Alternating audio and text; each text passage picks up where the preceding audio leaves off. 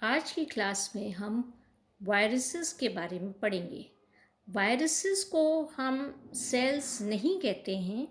They cannot be classified as cells because they have no nucleus in cytoplasm. Nucleus cytoplasm नहीं होता and they cannot proliferate outside a living cell. तो बाहर ये divide नहीं हो सकते, ये अपना मतलब ये जीवित नहीं रह सकते। वायरसेस सेल्स के बाहर, लिविंग सेल्स के बाहर ये जीवित नहीं रहते। उनका स्ट्रक्चर और फंक्शन जो होता है उनके जेनेटिक मटेरियल से डिटरमिन होता है और ये अपनी कॉपीज बनाते हैं। जब ये इन्फेक्ट करते हैं सूटेबल होस्ट को, तो ये उस होस्ट के रॉ मटेरियल और मेटाबॉलिक मशीनरी को यूज़ करते हुए अपने ओन रिप्रोडक्शन के लिए ये अपनी कॉपीज़ बनाते हैं। Virus simplest form of life है और उनका मैक्रोमोलिकुलर ऑर्गेनाइजेशन है।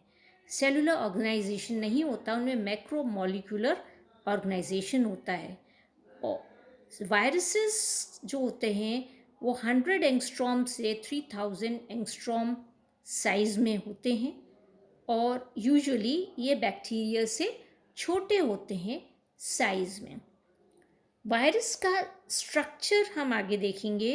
बेसिकली सभी वायरसेस जो होते हैं उनमें एक सेंट्रल कोर होती है न्यूक्लिक एसिड की और उसके बाहर एक प्रोटीन कोट लगा हुआ होता है। तो इंटैक्ट वायरस यूनिट जो होती है उसे हम वायरॉन कहते हैं और उसका जो प्रोटीन कोट होता है उसे कैप्सिड कहते हैं। कैप्सिड जो होती है वो आउटर मोस्ट प्रोटीन कोट होता है वायरस का और ये बहुत सारे सब यूनिट्स, प्रोटीन मॉलिक्यूल्स के सब यूनिट्स होते हैं जिन्हें कैप्सोमियर्स कहा जाता है। तो ये वायरस जो है ये ये कैप्सोमियर्स हैं, प्रोटीन सब यूनिट्स हैं कैप्सोमियर्स, और बहुत सारे कैप्सोमियर्स जो होते हैं वो मिलके कैप्सिड बनाते हैं। तो यहाँ पर जो कैप्सोमियर्स जो होते हैं वो डिफरेंट शेप्स के होते हैं। ये हॉलो हो सकते हैं, प्रिज्म के आकार के हो सकते हैं, पेंटागोनल हो सकते हैं, जैसे कि हम यहाँ देख रहे हैं ये हेक्सागोनल हैं, पेंटागोनल हैं। और कैप्सिड जो होता है, यहाँ पर जो कैप्सिड है ये जो न्यूक्लिक एसिड होता है अंदर उसको ये प्रोटेक्ट करता है। It protects the nucleic acid जो अंदर होती है उसको ये प्रोटेक्ट करता है। कैप्सिड का काम इसको प्रोटेक्ट करना है। जो एंजाइम्स होते हैं न्यूक्लियस एंजाइम्स, उनसे उनके एक्शन से इसको प्रोटेक्ट करता है।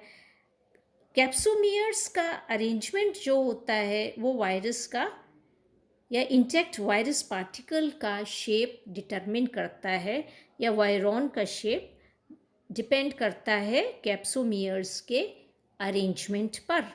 तो इसीलिए जिस प्रकार से कैप्सोमियर्स अरेंज होते हैं उसी प्रकार का वायरस का शेप होता है। अगर क्यूब में अरेंज हैं कैप्सोमियर्स तो क्यूबिकल होगा, हेलिक्स में है तो हेलिकल होगा, या फिर कॉम्प्लेक्स भी कई बार होते हैं। फिर होता है nucleic acid core.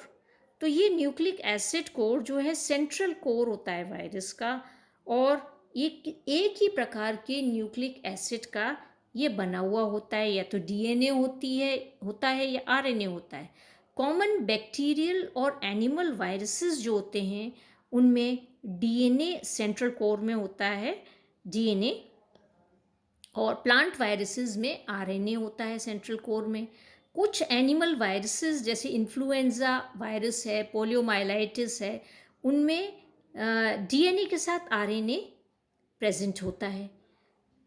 Viral DNA जो होती है वो डबल स्ट्रैंडेड होता है और आरएनए सिंगल स्ट्रैंडेड होता है। पर कुछ वायरसेस में डीएनए सिंगल स्ट्रैंडेड होता है और आरएनए डबल स्ट्रैंडेड भी होता है।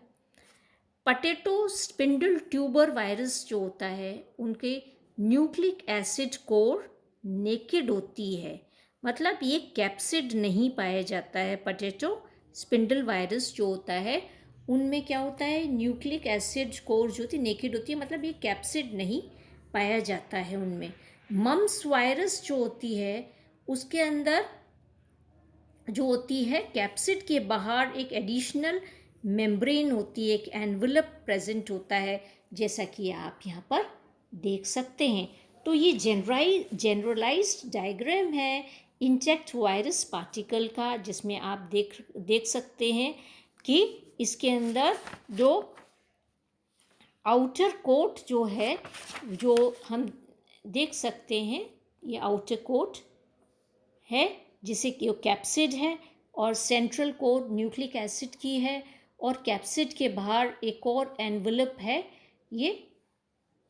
तो ये इसका वायरस का स्ट्रक्चर है जो हम यहाँ देख सकते हैं, जनरलाइज स्ट्रक्चर ऑफ वायरॉन या इंटेक्ट वायरस पार्टिकल। आगे हम इसकी वायरस की क्लासिफिकेशन देखेंगे। वायरस इंट्रासेलुलर पैरासाइट्स होते हैं जो कि प्लांट्स, एनिमल सेल्स और इवन बैक्टीरिया को भी इन्फेक्ट कर सकते हैं, या बैक्टीरिया में एज पैरासाइट ये पाए जाते हैं। और इनको हम 3 कैटेगरीज में क्लासीफाई कर सकते हैं on the basis of their host. Number 1, bacteriophages means bacterial viruses. ये वायरसेस बैक्टीरिया को पैरासिटाइज करते हैं और इसलिए इन्हें बैक्टीरियोफेजेस कहते हैं। और मोस्ट वाइडली स्टडीड बैक्टीरियोफेज वो है T4 बैक्टीरियोफेज, जो कि एस्चेरिकिया कोलाई, जो कि कोलन का बैक्टीरियम होता है, उसको इन्फेक्ट करता है। सेकंड जो वायरस है वो है एनिमल वायरसेस। ये वायरसेस एनिमल सेल्स को इन्फेक्ट करते हैं और एनिमल्स में फैटल डिसीजेस पैदा करते हैं। मैन में भी ये वायरसेस इन्फेक्ट कर सकते हैं, मैन में जो सेल्स होते हैं उनमें भी। तो कॉमन एनिमल वायरसेस जैसे कि है स्मॉल पॉक्स वायरस है, मम्स वायरस है, पोलियो वायरस है, हर्पीज़ वायरस है, इन्फ्लुएंजा वायरस है, रियो वायरस है, एडिनो वायरस है, ये सब एनिमल वायरसेस हैं। थर्ड जो वायरस है वो है प्लांट वायरस। ये वायरस प्लांट सेल्स को पैरासिटाइज करते हैं, एज पैरासाइट्स प्लांट सेल्स को में रहते हैं, इन्फेक्ट करते हैं प्लांट सेल्स को। और इनमें हेरिडिटरी मटेरियल जो होता है वो आरएनए होता है, और उनके बाहर प्रोटीन एनवलप पाया जाता है। कॉमन प्लांट वायरसेस जो हैं वो टोबैको रैटल वायरस है, जिसे TRV कहते हैं। टोबैको मोज़ाइक वायरस है, जिसे TMV कहते हैं। पीच येलो वायरस है, BYV। टर्निप येलो वायरस है, TYV। पटेटो वायरस और सदर्न बीन मोज़ाइक वायरस जैसे SBMV।